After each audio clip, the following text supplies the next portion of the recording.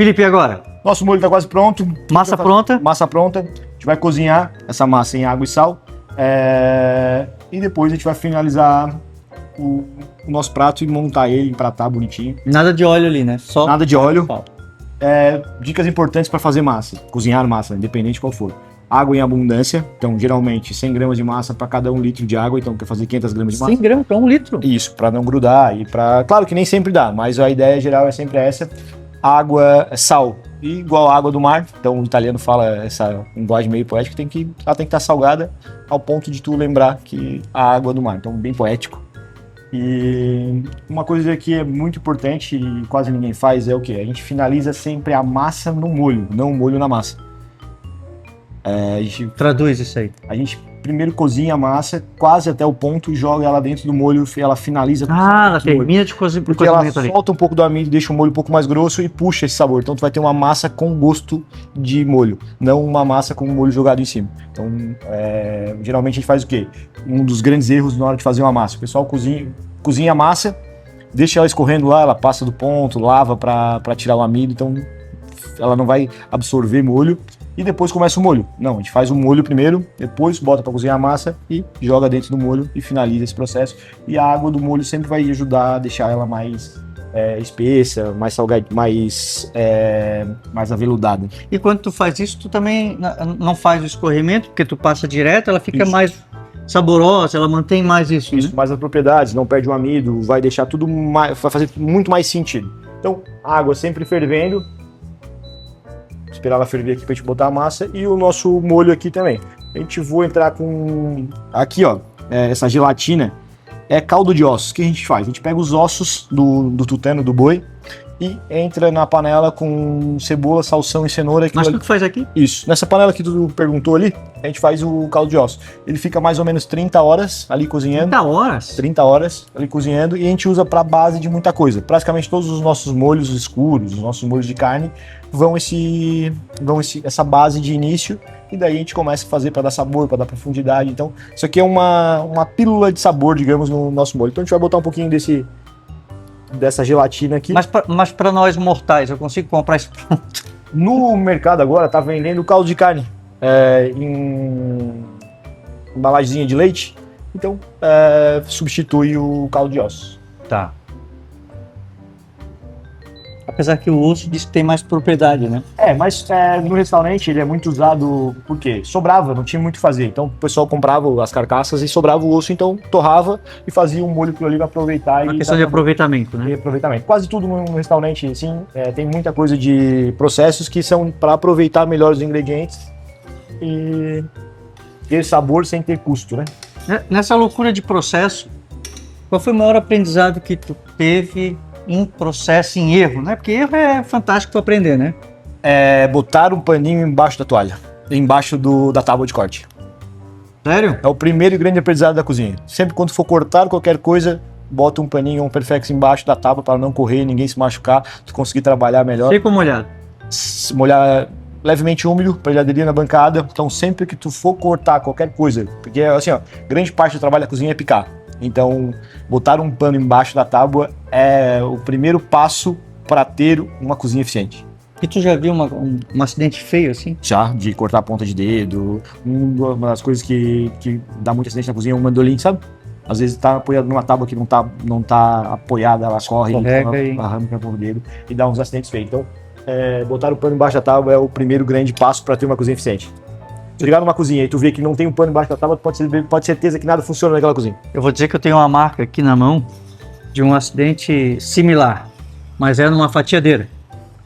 A fatiadeira, eu fatiando mortadela, e a mortadela tem aquela bundinha, né? Sim. Então, segurando aqui, querendo aproveitar até o finalzinho, cara, aproveitei o finalzinho com a minha mão junto. E dei 2 passadas. Duas ainda? E tava rápido, né? Aí sentiu, já foi. Senti, já tinha ido. E perdi toda a mortadela, né? Porque ficou ensanguentada aí, né? Acabei com tudo. E uma coisa também que o alho a gente usa muito, e o alho quanto mais mexe, mais fede. Então quanto mais tu pica o alho, mais sabor. Nessa receita eu quero um leve aroma de alho. Então eu vou pegar 3 dentes de alho, Faz diferença isso? Sim. O alho quanto mais picado, mais ele vai trazer sabor, mais intenso, mais picante. Então, quando a gente quer um gosto mais suave, a gente faz o quê? Pega ele, só dá uma leve esmagada com a mão e joga ele inteiro com casca e tudo. Com casca. Ele vai saborizar a receita de uma maneira bem leve. E se come essa casca? Ela vai...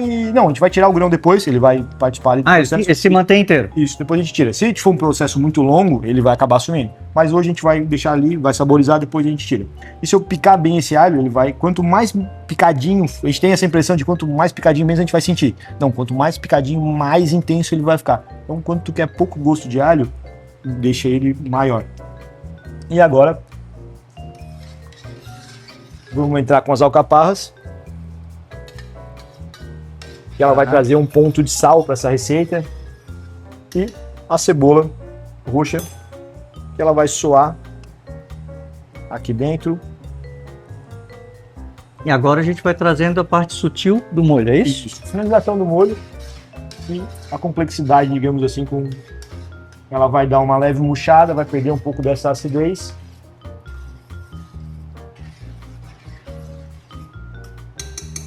Enquanto isso, a nossa água está quase fervendo. Enquanto ela ferve, falar de temperamento. Cada um tem o seu, né?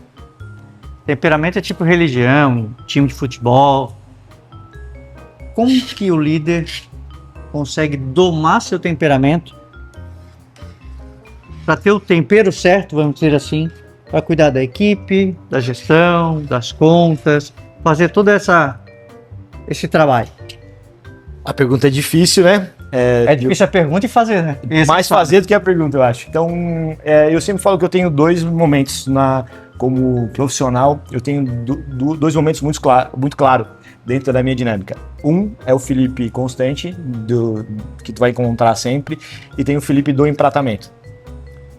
O Felipe do constante é o mais acolhedor, que conversa, que explica, que ensina, mas no momento do empratamento daí é um pouquinho mais, sabe, Gordon Ramsay, House Kitchen, porque a parte, vamos supor, a gente trabalhou tudo para entregar aquilo naquele momento. É um momento nervoso É um momento tenso, que não tem espaço para erro, que tem que estar todo mundo comprometido, todo mundo... o Alex Atala, que é um dos grandes chefes do Brasil, ele tem uma máxima que é não corre, não fala e não para. Porque se tu correr, tu vai causar algum acidente, tu vai errar, pode causar uma tragédia dentro da cozinha. Se tu falar, tu tá distraindo a equipe e tu não tá produzindo direito. E se tu parar, tu podia estar ajudando alguém e vai... Então, no momento de empratamento é essa. Não para, não corre e não fala. Foco total. Foco total. E no resto daí a gente é mais tranquilo. Mas no momento do empratamento Já teve uma crise no meio do empratamento? Sempre tem, né? O evento sempre vai ter uma crise no meio. Sempre vai ter alguma coisa para resolver, sempre. Como eu falei, no evento sempre vai dar alguma coisa errada. Então, no evento. Quando tá no restaurante é muito mais linear, assim, muito. Tu já sabe o que vai acontecer, é muito difícil de ter que improvisar alguma coisa. No evento sempre vai dar alguma coisa. Quer ter aula de gestão de crise? Monta um evento. Faz um evento. Com toda certeza. quer ver se tu tá bom em gestão de crise? Faz um evento. Tu vai ter que gerenciar muitas crises do começo ao fim. Assim. É uma escola, não uma escola, mas é um lugar que vai te desafiar a gerenciar a crise. A liderança, de uma maneira geral, ela é um ato solitário, né? Sim. A gastronomia é assim também? Sim. É um ato solitário e eu acho que te afasta um pouco da coisa que te trouxe. Tu chegou até aqui porque tu gosta de cozinhar. E quanto mais líder tu for, menos tu cozinha. Então eu sofri muito no começo, assim, de ter que olhar a cozinha de longe e deixar a equipe trabalhar. E falar, cara, agora eu virei chefe e empresário e não sou mais cozinheiro. Então, tive umas crises de identidade até conseguir aceitar isso aí. E é difícil? É bem difícil. Lidar com isso? Hoje não, mas até no começo? Foi porque eu saí da engenharia para cozinhar. Daí agora eu tô saindo da cozinha para conseguir ter uma equipe, para conseguir ter um negócio, então foi bem doloroso. Assim. Isso tem a ver com aquele processo de blindar o emocional para poder também lidar com crítica de produto, para saber que a crítica não é do chefe, é daquele determinado prato, para tu sentir que aquela crítica não diminui teu valor. Tem a ver um pouquinho com essa blindagem? Eu acho que a crítica... como tu falou, a crítica... E assim, eu acho que o meu principal crítico sou eu. Então eu sei, às vezes eu entreguei um prato que não supriu a minha expectativa, então acho que eu lido muito bem com a crítica da comida. Sei que não é uma crítica a mim, mas do que eu entreguei. O momento, né? Momento. E no evento tem muito disso. Eu entreguei o melhor que eu pude nas condições que eu tinha. Então, às vezes, eu não tinha as melhores condições. Às vezes, começou a chover, a energia caiu, então a gente teve que trocar o processo, teve que trocar. Muita coisa pode acontecer, então nem sempre a gente consegue entregar o 100% do prato. Mas a gente entregou o nosso 100% nas condições que a gente tinha. E estou bem... consigo aceitar bem isso. E de maneira geral, o cliente entende? Não. Acho que essa é a parte mais crítica, né? Não, porque ninguém vê o que aconteceu atrás. Então, entendi. Todo mundo só vê o que... Que não deu certo. O que entrega não é pra ele. Então, tu vai ser julgado pelo prato. Se o novo atrasou, se o mundo caiu, ninguém vai saber. Muitas vezes, às vezes a galera quer... Felipe, mas tu faz isso, assim, cara, não. Mas, por quê? Porque ninguém vai entender nessa conversa aqui. Todo mundo vai só ver o prato no final. Então, a minha comunicação, a minha entrega é o prato. Então, não tem como eu explicar que... O cliente não quer saber se ele entregou um fogãozinho 4 bocas de chama baixa para fazer algo... A gente até entende, porque ele sabe o que está passando. Mas o convidado não. Entendi. A conversa com o cliente a gente teve. Ele sabe que a gente vai entregar menos por causa da condição, mas o convidado que chegou ali e está com uma expectativa muito alta, não vai entender. E uma coisa difícil de gerenciar é a expectativa. Então, às vezes, como a gente tem, o pessoal acompanha no Instagram, vê as fotos, vê isso, vê aquilo, ele chega com uma expectativa muito alta. Então, a gente tem que sempre suprir essa expectativa e, às vezes, não dá. Já teve um caso de um cliente difícil? Que ficou na memória como Nossa. Esse exemplo aqui, pelo amor de Deus, não quero passar de novo. Tem. Tem cliente que a gente demite, né? Que não tem condições de atender.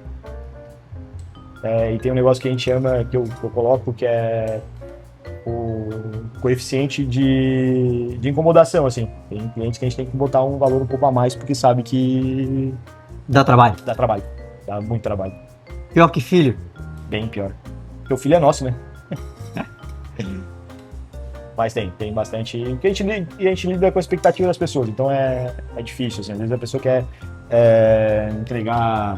servir 50 pessoas com o menu empratado, com lagosta, não sei o que, foie gras, e a estrutura é uma bancada desse tamanho com meio fogão. Não tem muito o que a gente fazer, então a gente tem que ele diminui a expectativa dele ou a gente aumenta a estrutura. E nem sempre dá para aumentar a estrutura. E não dá para levar tudo também, né? Muitas coisas provavelmente tu leva, tu tem a equipe, tu tem a estrutura, mas nem tudo tu consegue levar, né? Não. E assim, o menu empratado é uma coisa que precisa de espaço para abrir. Imagina 20 pessoas, a gente abrir 20 pratos, entregar quente ao mesmo tempo. A gente precisa ter bancada, a gente precisa ter espaço, a gente precisa ter estrutura para isso. Nem sempre a gente consegue entregar o que a gente gostaria naquele lugar. Eu sempre falo que a gente tem dois cenários. Ou a gente faz o cardápio pela estrutura, ou a estrutura pelo cardápio. Então, o cardápio vai depender da estrutura que a gente tem.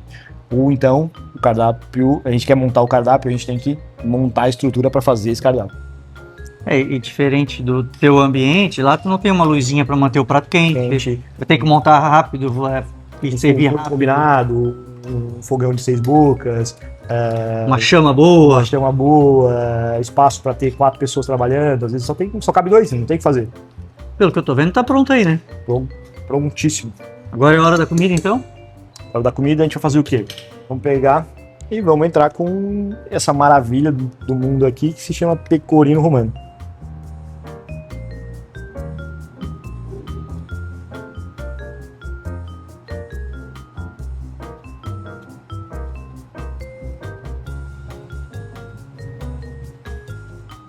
Pode falar enquanto a gente tá... Eu tô apreciando, eu tô mudo aqui, só olhando. Esse silêncio fúnebre aí traz uma atenção, sabe? Eu vou dizer... Falta só aquela musiquinha. Tum, tum, tum, tum, tum, tum. Eu vou dizer que tava tão bonito que eu tô só apreciando, cara, o queijinho.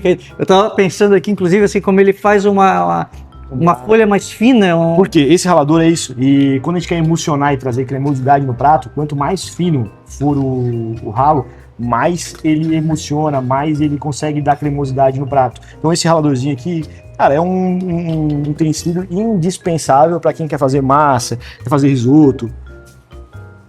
Mas agora tu conseguisse emudecer o entrevistador. Só hipnotizado pelo queijo caindo. Enquanto cai, então vamos fazer assim, ó, a pergunta de ouro. Quem está querendo abrir agora, qual é aquela dica, aquela mensagem que pode transformar um simples cozinheiro, porque existe uma transição entre o cozinheiro, o chefe, né? Sim. Para de fato assim um chefe gastronômico, um líder de cozinha, alguém que tem o potencial de olhar não só o prato, a receita, mas a estratégia, né? A gestão. Estudar. Ler não só a parte da gastronomia, mas entender de finança, entender de mercado, que é muito importante. O pessoal às vezes está muito focado na ideia que ele tem e às vezes não é o que o mercado pede. Então tu vai abrir uma casa de alto padrão no bairro que não comporta, numa cidade que não tem aquele público, e ensinar as pessoas. Uma frase que eu gosto muito é: primeiro tu tem que fazer o que as pessoas querem comer, para depois elas comerem o que tu quer fazer. Então às vezes tu quer já servir uma coisa que a pessoa não está acostumada, mas a pessoa não confia em ti ainda, para depois que tiver uma segurança, que tu cozinha bem, que tu entrega, que o teu serviço é bom, daí sim eles vão deixar tu inventar. Então sempre começa um pouco mais simples do que tu gostaria, mais comercial, depois tu vai criando uma identidade, trazendo... Perfeito. Bora empratar? Bora comer?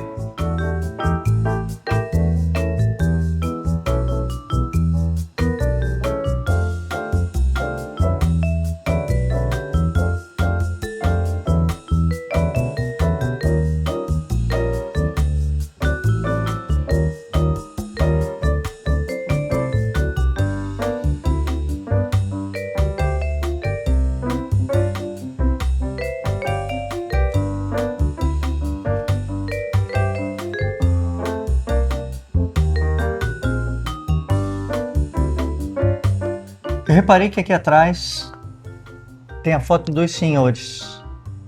Eu queria entender quem são esses personagens na tua vida. Então, são meus dois avós. Esse aqui é o meu avô paterno e materno. Os dois cozinhavam no dia a dia em casa, assim. Então, chegava na quinta-feira de manhã, sei lá, meio-dia na casa deles, eram os dois que estavam fazendo a comida do dia a dia. Então, sempre foi uma grande referência para mim, os dois. E sempre foi o hobby do final de semana. Os dois se reuniam para fazer um porco no rolete, feijoada, não sei o quê. Então, os dois sempre foram muito unidos pela comida. E as grandes lembranças que eu tenho deles eram eles cozinhando, eles servindo todo mundo. Então, faz parte muito da minha história, tanto os dois quanto a comida dos dois. Então já é de família aquele negócio da homarada tá na cozinha? Já. Pra mim sempre foi muito comum ter homens cozinhando em casa, e não só porque é comum o homem cozinhar o momento especial. Mas lá não, o dia a dia era dos dois. O almoço do dia de semana... Já era tarefa de casa? Já era tarefa de casa deles. Então pra mim sempre foi muito comum. Bora provar? Bora provar. Então vamos ver. Aprova Vamos ver se o negócio realmente... Momentos de tensão agora. Bota uma música de suspense. Ó, eu não tenho muita técnica desse negócio de enrolar a massa, de botar, de fazer desse jeito. Eu vou do meu jeitinho aqui. E macarrão não se corta, tá? Eu sou terrível. Eu sei. Eu tento, eu juro que eu tento.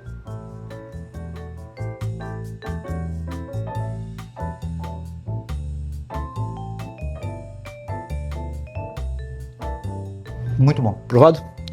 É o que eu sempre falo, simples, mas nada simplório. Uhum. Não, engraçado que claro, tomate é a base, mas tu sente cada ingrediente, cada partezinha do processo. E uma coisa que a gente tem na massa, a gente erra muito, é que a gente faz molho com um pouquinho de massa, né?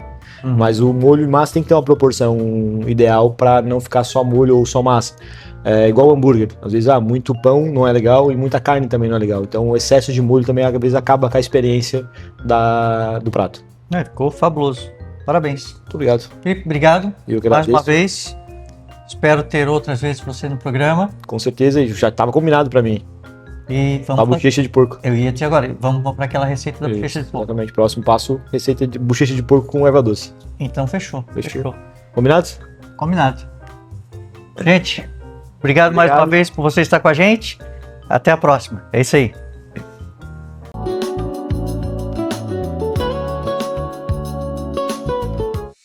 Mãos que movem o mundo para zelar e trazer segurança. A Orcegups conta com profissionais qualificados para cuidar da sua empresa e condomínio. Auxiliar de serviços, porteiro, recepcionista, zelador, vigilante e mais. Controle de presença, reposição, rondas e atendimento 24 horas. É a excelência na segurança patrimonial com todo o amparo legal. Orcegups, atentos a tudo, o tempo todo.